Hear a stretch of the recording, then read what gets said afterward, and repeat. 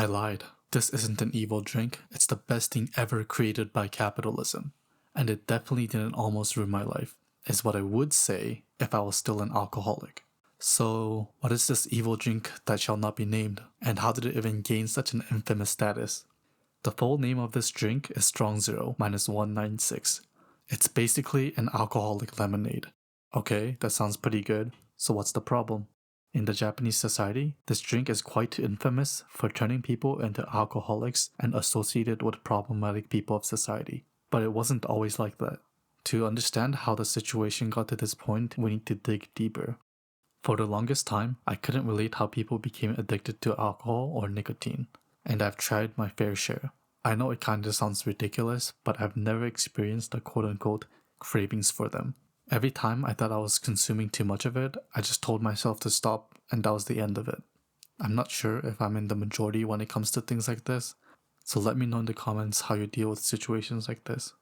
That was until I had Strong Zero, and that all went out the window. One of the reasons for its popularity is its price point. Strong Zero is an insanely cheap drink that's readily available anywhere in Japan. They also sell them overseas, but it is not the same, and I'll get to this later.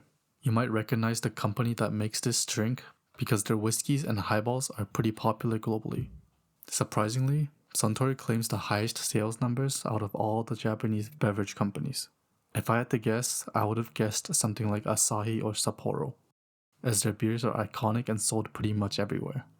In 2023 alone, they sold over 30.51 million cases of this drink.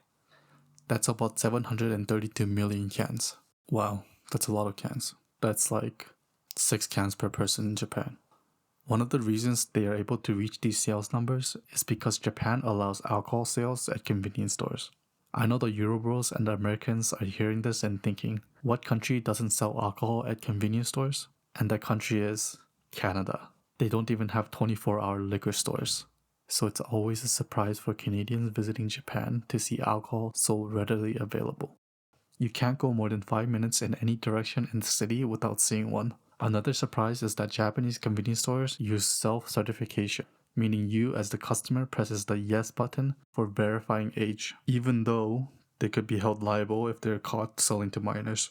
I know for sure this wouldn't work in the West. Anyways, enough with my rambling.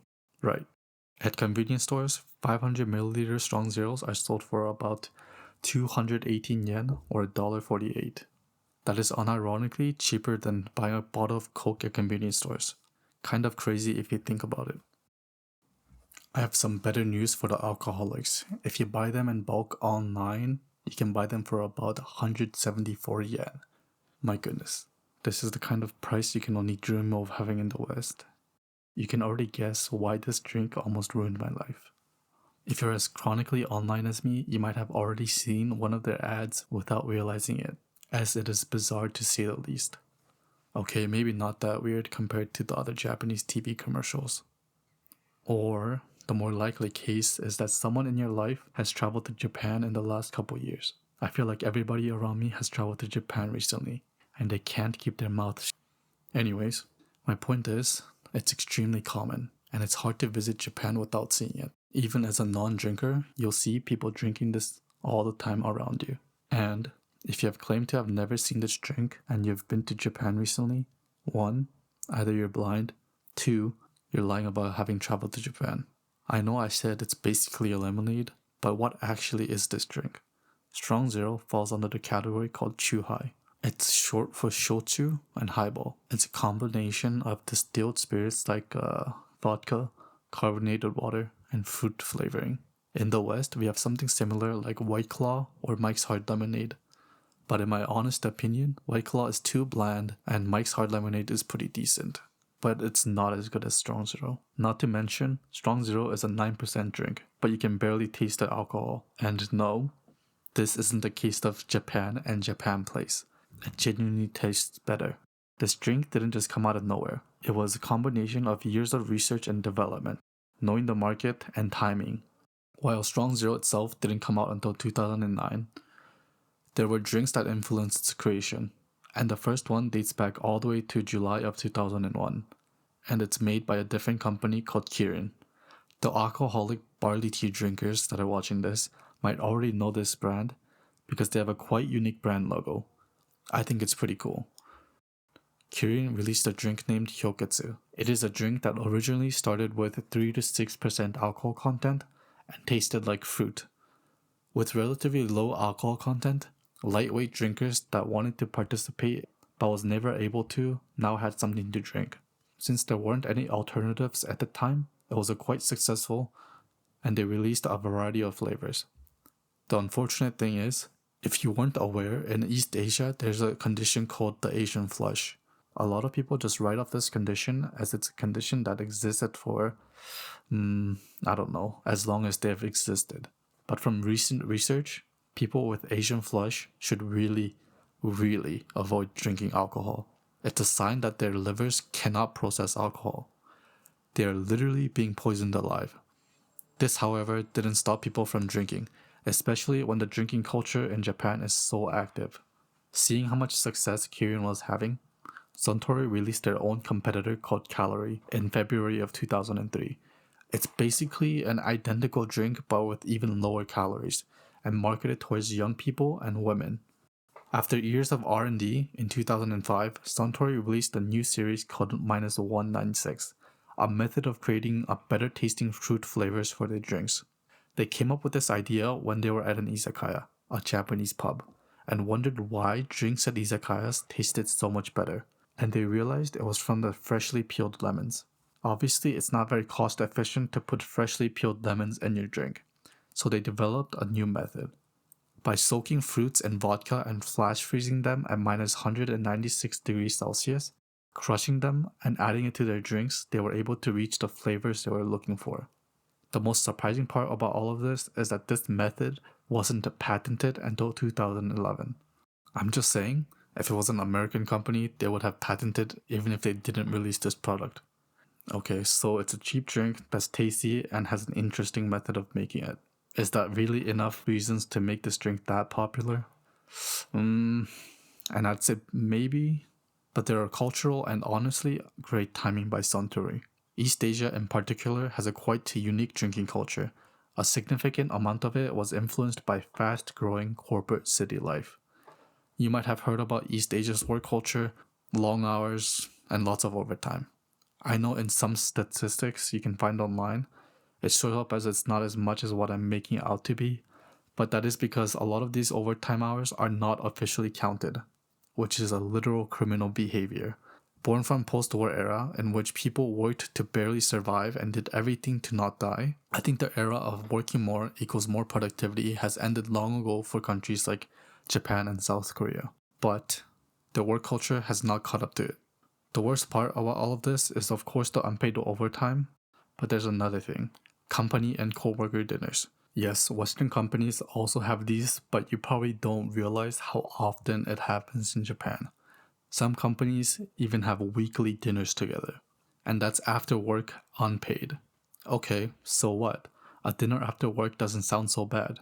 But when you have just worked overtime and spent 12 hours with your coworkers, the last thing I want to do is spend more time with them.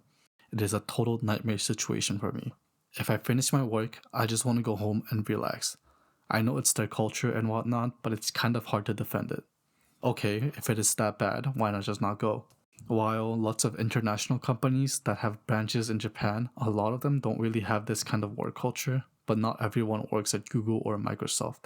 Majority of people still work at small to medium-sized companies, and most of them still have what I would call old-fashioned work culture. And for a lot of them, they see these outings as an obligation.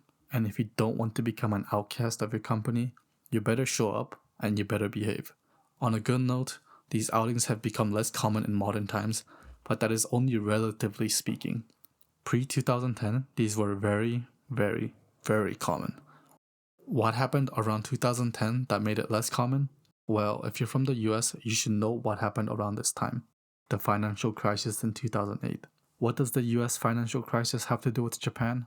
Since Japan's exports are closely tied with the US's economy, Japanese companies had less money to spend, which meant less of these dinners. I don't know if I should be happy these outings became less frequent, or sad that people had less money. Probably the latter. In addition to people having less money, drunk driving laws became stricter, making people drink at home a lot often. Suntory recognized there was a market for people that wanted to get drunk as cheaply as possible at home. So in February of 2009, they released their iconic Strong Zero -196. Originally with alcohol percentage at 8%, but soon after increased to 9. They couldn't go over 9% because if they go higher than that, Japanese laws tax more at higher alcohol percentage. We already know what -196 stands for, and strong is kind of easy to guess. The zero stands for zero sugar. A lot of people saw this and thought of it as a healthier option compared to other alcohol drinks because, sugar is evil. It's funny seeing people drink alcohol and still care about zero sugar. I feel like this might be the last thing you should be worried about. Then again, people with diabetes don't really have much of a choice. I can't really blame them because if I saw an identical product but one had less sugar or no sugar, I would buy that one instead. The drink attracted a lot of salarymen in their 30s and 40s because they didn't have as much money as the higher ups in the company. Around that age, people are typically starting families, paying mortgage, so a cheap, strong, tasty drink that gave them a quick buzz was perfect for them. Unsurprisingly, the sales exploded, and to fully ride this trend, Suntory released a wide range of flavors. So, we all know that alcohol is bad and evil and whatnot. So what makes this drink different? Because honestly, up to now, it sounds like a great drink. And I kind of agree, but that is only for tourists. If you're able to buy this drink constantly and at this price, then this drink becomes a problem. For tourists that stay the maximum of a couple weeks, maybe more if you're a baller, it's a cheap, fun, tasty drink you can have at any time. But if you're a resident of Japan, this drink calls out to you like the abyss. The problem of this drink is that it's too effective. I know, suffering from success. It got people drunk too well without realizing it. Remember when I said it tasted better than White Claw and Mike's Hard Lemonade? I know it's not a high bar, but it genuinely tastes like lemonade. And it's pretty easy to chug it. People don't realize that one of these 500 milliliter cans contains 36 grams of alcohol. That is about 3.75 tequila shots or a full bottle of soju. And imagine drinking that in a couple chugs, and you don't stop there. Once you start drinking, you drink until you black out. It's so easy to overconsume that it raises your alcohol tolerance even if you're a lightweight, and the cycle repeats itself. You keep drinking, your tolerance goes up, and before you realize it, you have a reliance on alcohol, aka alcohol addiction. It got so bad to the point I would have it every single night. And on days that I had nothing to do, I would drink it in the morning throughout the day. It was really bad. Thankfully, I was able to come to my senses after I had to throw out garbage bags full of these cans. It really gave me a reality check. But I can't say the same for many of these overworked salarymen. I don't even think they have the time to think about anything else. The reputation of Strong Zero wasn't always bad, but currently the image of it is closely tied with discontent people of society like overworked and underpaid salarymen and problematic youth. If you didn't know, Japan had an extremely strong economy that looked like it had no end. During this time, people had a lot of money to spend compared to their cost of living. But after the bubble economy popped, since the 90s up to now, Japan has seen little to no economic growth. But the worst part is that the cost of living has gone up drastically, but the salaries have stayed the same. So for the young salarymen that are working, their seniors have experienced the highs of Japan's economy. Meanwhile, they're pretty much left just with the scraps. I could understand their discontent towards society. To drown out their discontent towards society, they drink Strong Zero, ironically the product of capitalism. Another group of people that Strong Zero's image is closely tied with is runaway teenagers and problematic people. They can be found at various locations around Japan as they are usually in groups, but the most iconic location is Toho Cinema Squares in Shinjuku, in the red light district. Their presence is seen as problematic in Japan and is often featured on TV. And of course, their go-to drink is Strong Zero. This is a very complex societal problem in Japan and warrants another video specifically for this. From many big cultural phenomenons like these, memes come with them. In this case, it's a pretty sad meme known as strong literature. Basically, a state of mind born from getting drunk as cheaply and fast as possible to escape reality. I know memes are often harmless and fun, but sometimes it is born from a critique of a very sad reality. When work gets tough, when I fight with friends, when my boss gives me a hard time, when I'm too scared of tomorrow to sleep, when I recall those days that can never return and my heart aches, Strong Zero makes me forget it all. Life isn't just about constantly solving problems. Forgetting them is also part of life. Strong Zero helps with that. There are multiple cases of people using Strong Zero as a drug substitute for sleeping aid. It's gotten so bad, people view this drink as some form of welfare. Even doctors have raised concerns about consuming Strong Zero. But up to 2020, pre-COVID, the situation wasn't as bad. It was during COVID lockdowns, the reliance on alcohol reached all-time high. During the lockdowns, people had less money to spend, but being stuck at home all day, I'm sure like many of you watching this, a lot of them got depression and a really bad drinking habit. And of all drinks, Strong Zero was their drink of choice, as it is cheap, tasty, and strong. One of the iconic images of that time is a residential garbage area, bags filled with empty Strong Zero cans.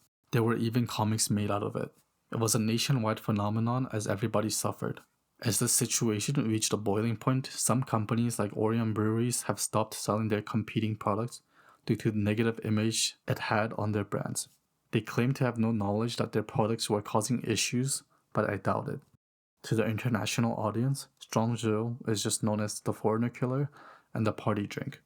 But for many Japanese, it is a drink that symbolizes problems of society and addictions. And they think the image of Strong Zero is unlikely to improve. But I don't see the popularity ever decreasing, as there is always a need for cheap, tasty, and strong alcohol.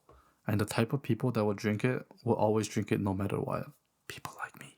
Compared to the past, Suntory has reduced their TV ads, decreased the exposure of this drink, but it is popular enough that I don't think they have to do any advertising for people to buy it.